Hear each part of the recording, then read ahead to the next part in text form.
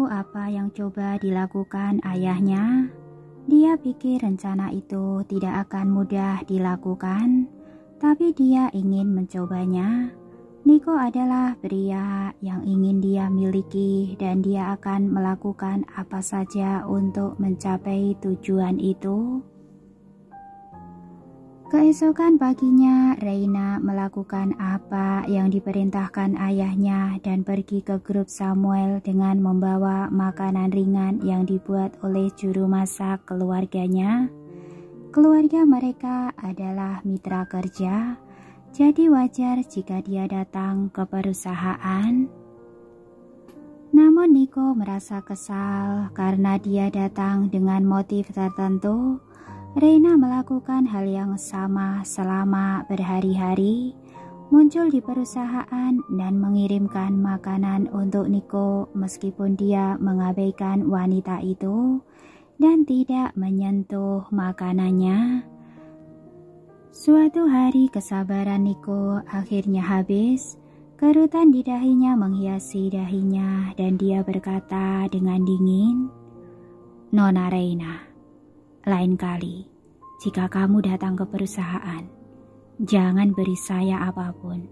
Saya tidak tertarik pada apapun selain pekerjaan." Senyum Reina membeku, dia merasa sedih, tapi dia menahannya dan dia tersenyum lagi.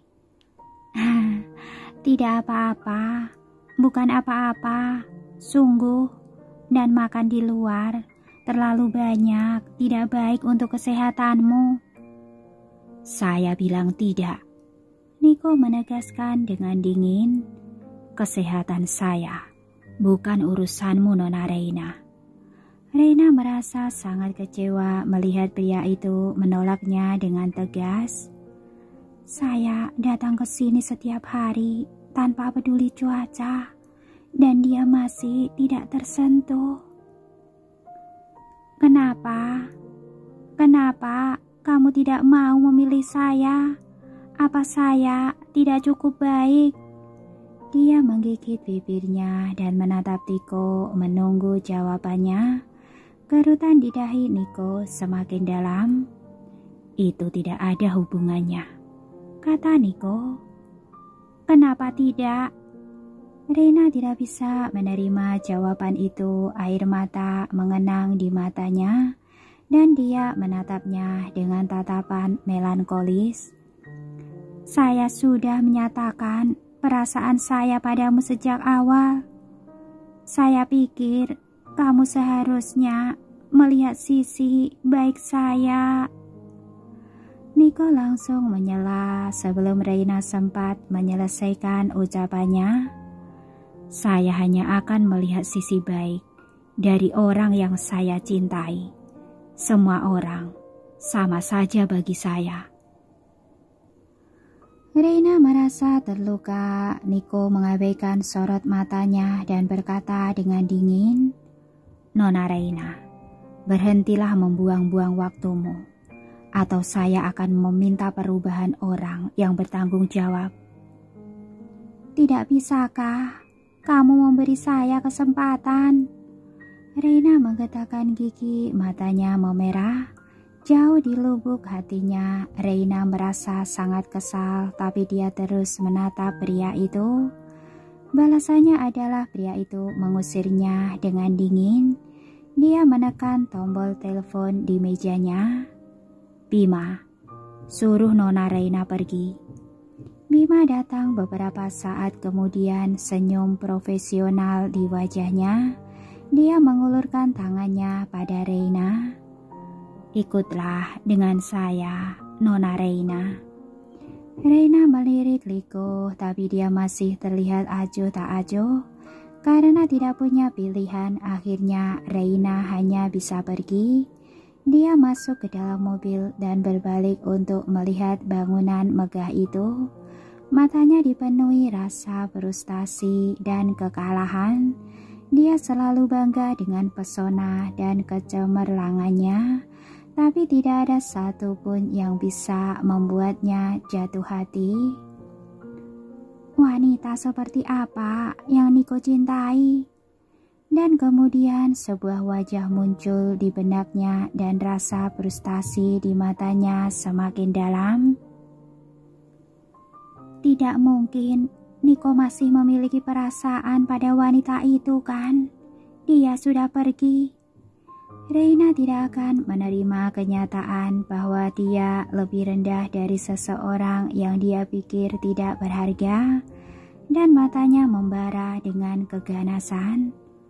Saya akan memilikinya, apapun yang terjadi. Tiara tidak tahu apa yang terjadi di negaranya. Hidupnya kembali ke jalur yang benar dan dia menghabiskan sebagian besar waktunya untuk pergi ke rumah dan orkestra. Dia pergi ke orkestra pagi-pagi sekali dan baru pulang ke rumah pada malam hari. Keterampilannya juga meningkat pesat. Hathaway sangat ketat terhadapnya. Kadang-kadang dia akan meminta Tiara untuk terus memainkan sebuah nada hingga dia merasa nada tersebut sudah tepat sebelum mereka melanjutkannya.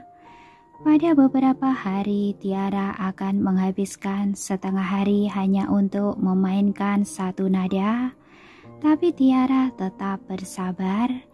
Dia tidak berpikir bahwa Hathaway sengaja mempersulitnya.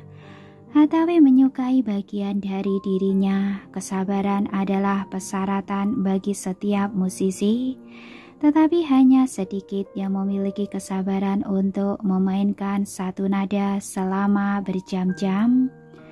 Namun Hathaway tidak memiliki banyak waktu untuk mengajarinya setiap hari. Orkestra tersebut memiliki sebuah pertunjukan penting di bulan berikutnya, dan dia menghabiskan sebagian besar waktunya untuk itu.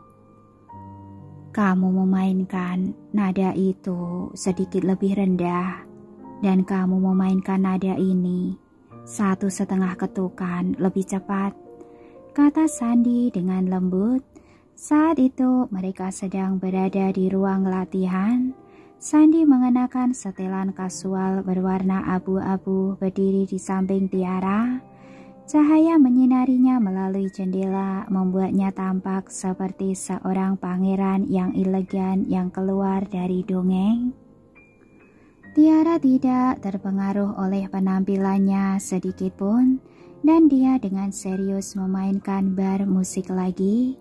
Sandy menatapnya, matanya bersinar dengan kelembutan khusus untuk wanita itu. Sejak dia tahu bahwa Hathaway harus bekerja di orkestra hampir sepanjang waktunya, dia menawarkan diri untuk mengajari Tiara. Lagi pula orkestranya sedang libur dan dia tidak punya kegiatan lain. Tiara berterima kasih atas pengajaran Sandy, kelasnya sangat hidup, dan dia selalu dapat menunjukkan kekurangannya dalam teori dan pengertian musik secara akurat.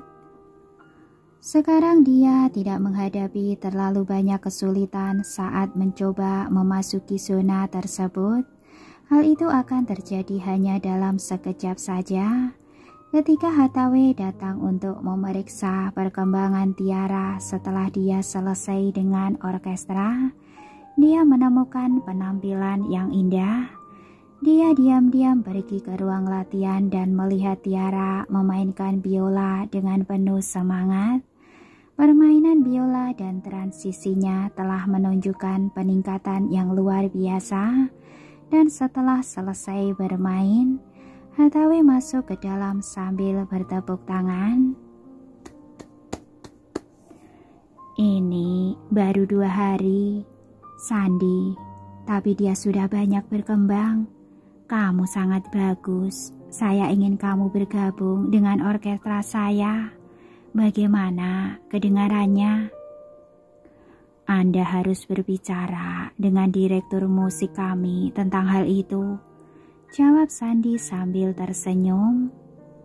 Lupakan saja, direktur musik Anda sangat pelit dan dia sangat menyukaimu. Dia mungkin akan melawan saya jika saya mengungkit hal ini. Tiara dan Sandy tertawa. Beberapa saat setelah mengobrol, Hathawi tiba-tiba mengubah topik pembicaraan. Sandi, kamu berada di usia yang tepat untuk mencari kekasih, bukan? Sandi terdiam sejenak. Mengapa dia membicarakan kehidupan percintaan saya? Tiara juga tersenyum padanya. Dia bertanya dengan rasa ingin tahu.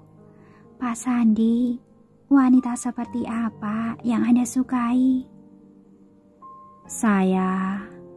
Sandi menatapnya. Dia ingin mengatakan sesuatu, tetapi dia menahan diri. Sebuah cahaya berkilauan di matanya, tetapi itu adalah cahaya yang misterius. Para wanita tidak menyadarinya. Hathawi bahkan mulai bermain peran sebagai jomblang. Karena kamu tidak memiliki seseorang yang kamu sukai, mengapa saya tidak memperkenalkan putri saya kepadamu? Putri Hathawi adalah pemain biola utama orkestra tersebut, Kathleen. Dia terkenal di industri ini dan dia dulu adalah teman sekelas Sandi. Sandi terdiam sejenak lalu menggelengkan kepalanya. Kamu bercanda, Nona Hathawi. Dia benar-benar di luar jangkauan saya dan dia mungkin tidak akan menganggap saya sebagai kekasih. Saat dia mengatakan itu, semua orang mendengar suara yang jelas dan keperakan. Kamu adalah pemain biola yang berbakat. Mengapa saya tidak akan berpikir kamu cocok untuk dijadikan kekasih? Dan bagaimana mungkin kamu berpikir saya tidak cocok denganmu? Jangan merendahkan diri sendiri seperti itu. Mereka berbalik dan seorang wanita cantik nan seksi dengan rambut pirang dan mata hijau menghampiri mereka. Wanita itu tampak seperti boneka dan mata hijaunya seperti sepasang zamrud yang bersinar di kegelapan. Halo Kathleen. Sandi tersenyum padanya, tetapi jika seseorang melihat lebih dekat, senyumnya terlihat jauh. Tiara hendak memanggilnya juga, tetapi Kathleen mendorong Tiara ke samping dan Tiara hampir terjatuh. Ketika dia mendapatkan keseimbangannya kembali, dia menatap Kathleen dengan terkejut. Namun Kathleen tidak menyadari tatapan Tiara. Dia tersenyum pada Sandi. Karena kita berdua sedang senggang, kamu ikut dengan saya untuk makan malam.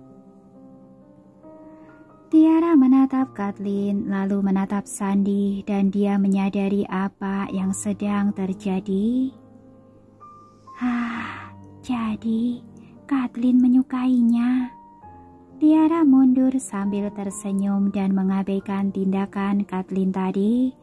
Dia berdiri di samping Hathawi memberi mereka sedikit ruang. Hathawi juga tersenyum, senang karena dia bisa melihat kelahiran pasangan yang kuat. Dia berpikir bahwa sarannya sangat bagus. Jika putrinya benar-benar berpacaran dengan Sandi, mereka akan menjadi pasangan yang hebat dan dia bisa memiliki alasan untuk membawa Sandi pergi dari Berlin Philharmonic. Sebelum Sandi sempat menjawab, Kathleen sudah menggenggam tangannya seolah-olah dia adalah sahabatnya. Baiklah, saya rasa diam adalah kesepakatan. Sekarang, ayo kita pergi. Dia mencoba untuk membawa Sandi dan pergi. Tunggu sebentar, Kathleen. Sandi menahannya dan menarik tangannya. Tidak malam ini. Dia menolak. Kenapa? Kathleen mengerutkan kening merasa kesal. Ada yang harus saya lakukan. Saya pikir kamu sedang istirahat. Lagi pula apa yang harus kamu lakukan? Kathleen sama sekali tidak mempercayai Sandi. Dia menyukainya, jadi dia telah mencari tahu segala sesuatu yang berhubungan dengan pria itu. Dia tahu bahwa Sandi akan menghabiskan waktu luangnya dengan berlatih di orkestranya atau beristirahat di rumah.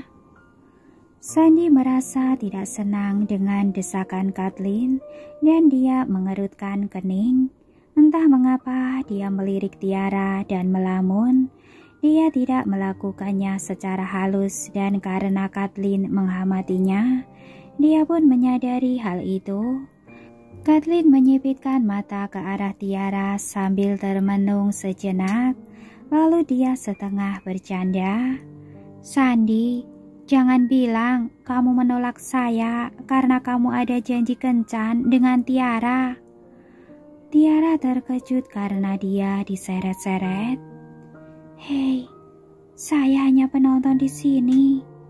Dia segera melambaikan tangannya. "Tidak, kami tidak ada kencan. Saya harus tetap di rumah dan berlatih." Dengan kata lain, dia tidak punya waktu.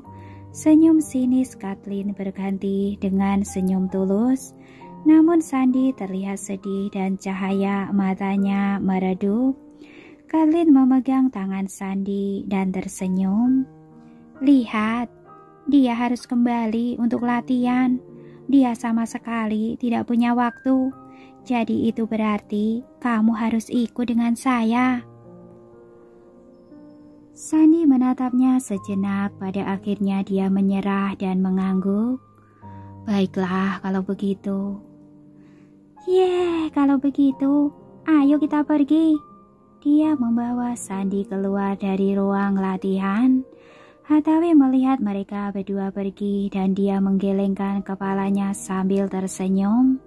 Kemudian dia mengalihkan pandangannya ke arah Tiara. Dia juga menyadari tatapan aneh Sandi tadi dan dia pun termenung. Tiara tidak menyadari tatapannya karena perhatiannya terfokus pada lagu berikutnya yang akan dia latih. Namun kemudian Hathaway berkata dengan santai, "Tiara, apa pendapatmu tentang Sandi?" "Pak Sandi, dia pria yang baik. Dia sopan, bertutur kata lembut, dan kepribadiannya juga bagus. Saya rasa dia sangat cocok untuk Kathleen. Dia belak-belakan, sementara dia lebih tertutup. Mereka saling melengkapi satu sama lain." Tiara mengatakan apa yang sebenarnya dia pikirkan tanpa ragu-ragu. Hathaway juga memiliki perasaan yang sama. Dia ingin Sandi menjadi kekasih Kathleen bukan hanya karena Sandi cukup brilian untuk Kathleen, tapi juga karena dia bisa mengakomodasi putrinya. Namun tetap saja dia tidak lupa mengapa dia mengajukan pertanyaan itu. Jadi dia bercanda. "Bahkan kamu pikir dia cocok untuk dijadikan kekasih ya? Jadi kamu sudah bergaul dengannya selama berhari-hari. Apa kamu memiliki perasaan padanya?"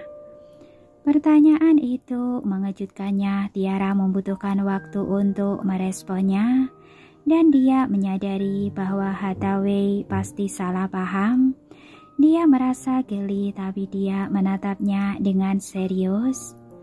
"Nona Hathaway, saya telah memiliki seseorang yang saya sukai, tapi dia sudah kembali ke rumah sekarang."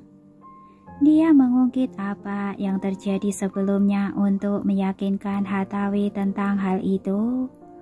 "Bukan hanya keluarga saya yang datang saat ulang tahun saya. Dia juga datang. Dia pria yang brilian, dan saya tidak akan jatuh cinta pada siapapun selain dia dalam hidup ini." Senyuman di wajah Tiara meyakinkan Hathaway bahwa dia tidak berbohong. Dia mengangguk dengan malu-malu. "Tolong jangan masukkan apa yang saya katakan ke dalam hati." "Tidak apa-apa, saya bisa mengerti." "Itu bagus." Hathaway menghela nafas lega, kemudian dia teringat sesuatu dan dia berkata, "Kathleen mungkin anak saya, tapi dia tinggal bersama ayahnya sejak perceraian kami. Jadi dia agak manja. Jika dia melakukan sesuatu yang kurang ajar, tolong jangan dimasukkan ke dalam hati." "Tidak akan." Dia mengangguk sambil tersenyum. Kemudian Tiara pulang ke rumah setelah latihan dan membersihkan diri. Lalu dia menelpon Nico. Nico sedang berada di kantornya dan sebuah jendela besar dari Perancis berdiri di belakangnya. Sinar matahari keemasan menyinari pria itu, memancarkan cahaya ilahi. Mereka mengobrol sebentar, lalu Reina tiba-tiba masuk. Wajah Nico menunduk, namun dia tetap berkata dengan hangat pada Tiara, "Cukup sampai di sini dulu. Saya akan menelponmu nanti." "Oh, dia pasti punya pekerjaan sekarang." Dia mengangguk dan menutup telepon. Nico meletakkan ponselnya dan senyumnya digantikan oleh tatapan yang kesal. "Apa yang kamu inginkan?" tanyanya dengan dingin. Reina menatapnya dengan bingung. Dia melihat Nico berbicara dengan lembut beberapa saat yang lalu, tapi sikapnya berubah saat berbicara dengannya. "Apa saya melihat sesuatu?" "Tidak, itu benar. Kenapa dia memperlakukan saya dengan sangat berbeda? Dan siapa yang berbicara di telepon tadi?" Tapi dia tidak menanyakan semua pertanyaan itu dan menyembunyikan emosinya. Sebaliknya dia tersenyum. "Saya perlu membicarakan beberapa masalah dengan proyek ini." "Apa itu?" Nico tidak menolak karena bagaimanapun juga pekerjaan adalah pekerjaan. Dia hanya akan membicarakan tentang pekerjaan. Reina menarik nafas dalam-dalam dan menahan kekecewaannya, lalu dia mengungkit semua masalah dalam proyek itu. Masalah itu bukanlah masalah besar, tapi Reina perlu alasan untuk berbicara dengan Nico. Di samping rencana ayahnya, dia ingin tampil di depan Nico. Dia tahu Nico tidak menyukainya, tapi dia pikir pada akhirnya Nico akan tergerak oleh usaha yang dilakukannya. Nico bisa membaca pikiran wanita itu, tetapi karena Reina hanya berbicara tentang pekerjaan, dia tidak membeberkan rencana kecilnya itu. Setelah menghabiskan sedikit waktu untuk menyelesaikan semua masalah yang dia kemukakan, Nico menyuruhnya pergi. Tiara memegang ponselnya, mengedipkan mata dengan penasaran. Dia baru saja mendengar suara Reina, tapi dia tidak curiga karena Nico telah memberitahunya bahwa keluarga Bahtiar adalah salah satu mitra perusahaannya. Dia meletakkan ponselnya dan mempelajari partiturnya. Kali ini itu adalah lagu pengantar tidur. Cahaya putih menyinarinya, menghujaninya dengan kesucian. Waktu menunjukkan pukul 11 malam dan Tiara hendak tidur. Tapi entah mengapa dia ingin merekam lagu pengantar tidur yang dia mainkan tadi.